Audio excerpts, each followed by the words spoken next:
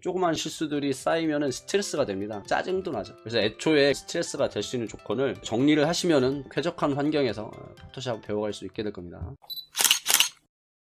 안녕하세요, 포토레입니다. 지난 시간까지 포토샵의 작업 공간을 정리하는 법을 보여드렸고요. 오늘은 로우 파일을 포토샵에서 오픈을 하고 정보를 확인하는 방법, 그리고 사진 보정할 때 가장 많이 사용되는 돋보기 도구, 손도구, 그리고 내비게이터 등을 순간 전환하는 단축키가 있어요. 걔를 사용해서 빠르게 작업하는 것을 좀 보여드리도록 하겠습니다. 기초 보정이 끝나고 ACR 밑에 열기가 있어요. 열기를 누르시면 포토샵으로 이렇게 연결이 됩니다. 만약에 로우 파일이 아니라 JPG 파일을 보정하신다고 하면은 포토샵 위쪽에 열기 있습니다. 누르시고 원하시는 파일 찾으셔가지고 열기 하시면 됩니다. 사진을 여시고 보정을 무조건 시작하시는 게 아니라 사용 환경이나 정보를 보시는 게 좋아요. 포토샵 사진 보정을 처음 하실 때는 실수를 이제 많이 하시게 되거든요. 조그만 실수들인데 그런 실수들이 쌓이면 스트레스가 됩니다. 짜증도 나죠. 그래서 애초에 스트레스가 될 수 있는 조건을 정리를 하시면은 쾌적한 환경에서 포토샵을 배워갈 수 있게 될 겁니다. 사진 오픈하시고 위쪽에 사진 이름이고요. 그리고 옆에 100% 이렇게 써 있어요. 100% 같은 경우에는 사진이 이 포토샵의 화면보다 작을 경우에는 100%로 맞춰서 사진이 오픈이 됩니다. 그리고 사진이 좀 크다 하면은 이제 100%보다는 작은 수치로 보여지겠죠. 간혹 사진 사이즈가 너무 작은데 그냥 보정을 해버리시면은 나중에 망하시게 되잖아요. 그죠?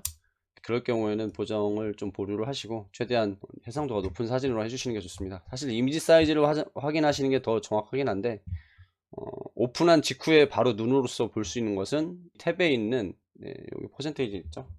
얘를 보시고서 확인을 하시면 돼요.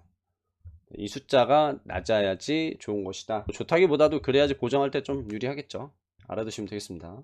그 다음에 탭입니다. 뚝 떨어지면은 좀 불편해요. 물론 보정이 되긴 됩니다. 확대 축소도 되고 붙이시면 좋아요.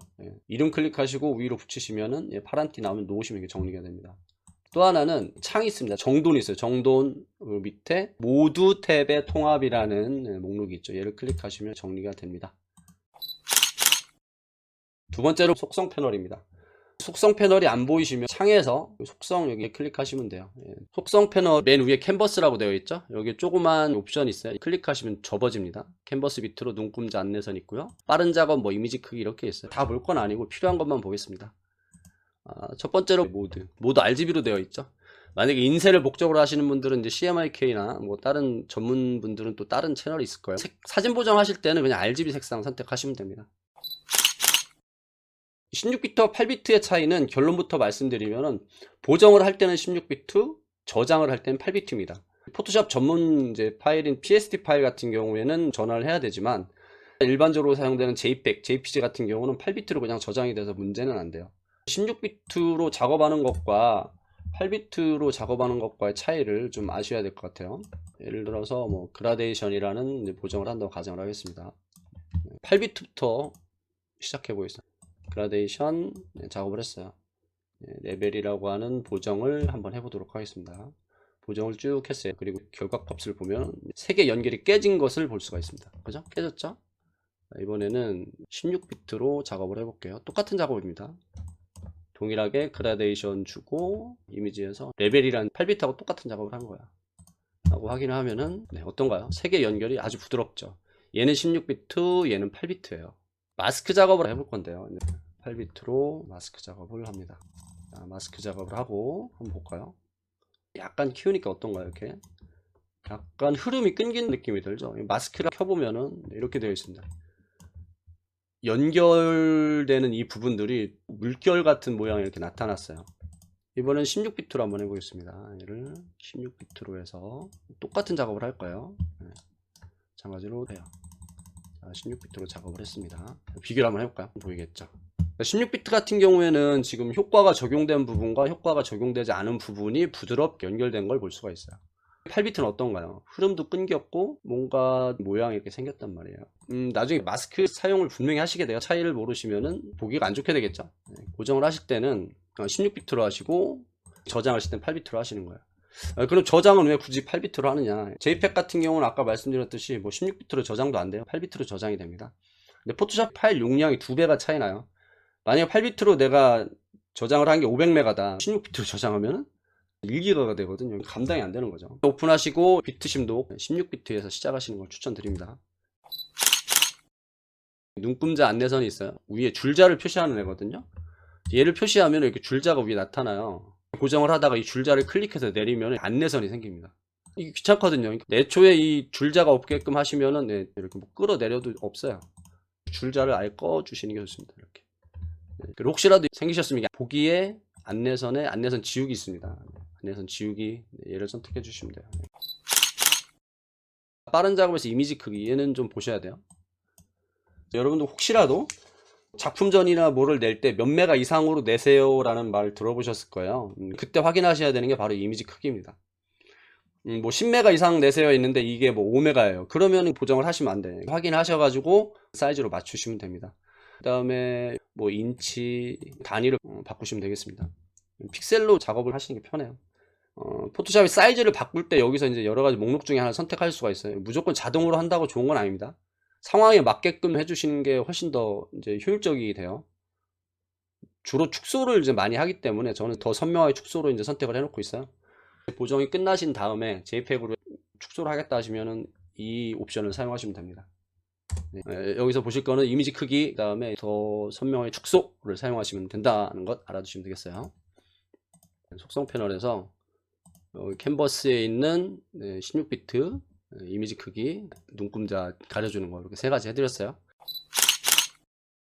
포토샵으로 사진 보정하실 때 가장 많이 사용되는 도구는 돋보기 도구와 손도구입니다. 자세히 잘 봐야 되고 디테일하게 보정을 해야 되기 때문이죠. 돋보기 도구는 클릭 오른쪽으로 하시면 확대, 왼쪽으로 하시면 축소가 돼요. 그리고 손도구로 이동을 할 수가 있고요. 내비게이터는 순간 이동을 해줍니다. 내비게이터 갖다 놓고 다시 한번 확대를 했어요. 그리고 여기 화면에 빨간 박스가 뒷부분이 확대되죠. 클릭을 하면은 그곳으로 이동을 하게 됩니다. 클릭 드래그해서 이렇게 이동도 돼요. 돋보기 옵션 중에서 스크롤 확대 축소 있습니다. 반드시 체크가 되어 있어야 됩니다. 체크를 풀어주면은 확대 축소가 자유롭지가 않아요. 스크롤 확대 축소를 클릭을 하시고 이렇게 축소하시면 돼요. 우클릭 화면 크기에 맞게 조정 사용하시면 됩니다. 채도 증가라는 도구를 선택을 하고 이 건물 부분에 채도를 증가시키도록 하겠습니다. 보여드려야 되니까 과하게 보정을 할게요. 돋보기로 확대해서 보정을 하고 순간적으로 이동해서 또 보정을 하겠죠.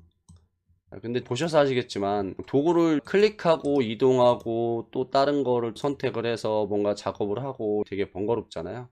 그래서 돋보기 도구하고 손도구 같은 경우에는 순간 전환 방법이 있습니다. 무슨 얘기냐면은 손도구를 선택하고 돋보기를 선택하고 스폰지를 선택하고 이렇게 하면은 단축키를 계속 눌러야 되거든요. 순간 전환 방법이라는 거는 순간적으로만 바꿨다가 원래 도구로 돌아가는 겁니다. 스폰지 도구에서 컨트롤 스페이스바를 누를 거예요. 그러면 돋보기로 이렇게 바뀌어요.